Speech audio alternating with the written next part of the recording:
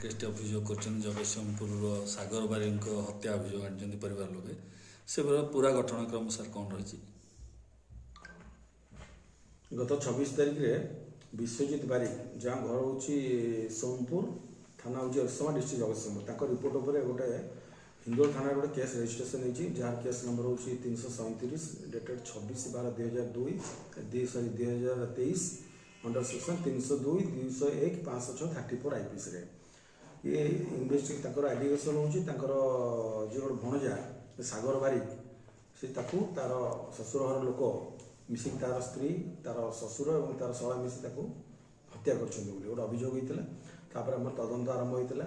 Case Hindol थानार IIC निजे तदंत कर जना पड़ा जो एक्चुअली डेड बॉडी से डिस्पोज कर डेड बॉडी कज ऑफ डेथ बर्तमान सुधा आसर्टेन होनी, किंतु आमर जेहेतु से गोटे लव अफेयर्स फेसबुक रु ता सहित से झील सहित संपर्क होता है। पिलार बयस 22 वर्ष डिसीज्ड आ झीर बयस प्राय 8-5 वर्ष अधिक अच्छी, कि फेसबुक रे अफेयर्स है से पलि आसला ता सहित आसी बालेश्वर किसी दिन से गोटे सेलून रे काम करुला।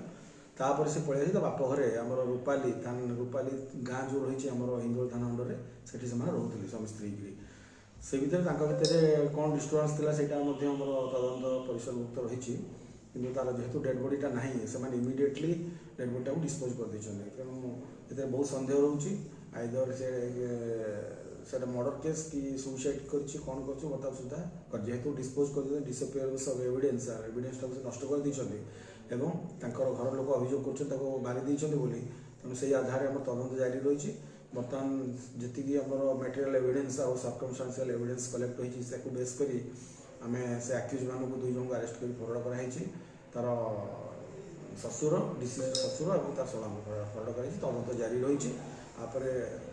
साइंटिफिक टीम आसी स्पॉट विजिट करते जो श्मशान डेड बॉडी डिस्पोज कर साइंटिफिक टीम आसी विजिट करते बहुत जिनस कलेक्शन होती फर्दर इन्वेस्टिगेशन जहाँ हम फर्दर एक्शन कर तदंत चालू रही। सर जो अच्छा स्त्री जी थे देवस्मिता नायक कौन रही खबर?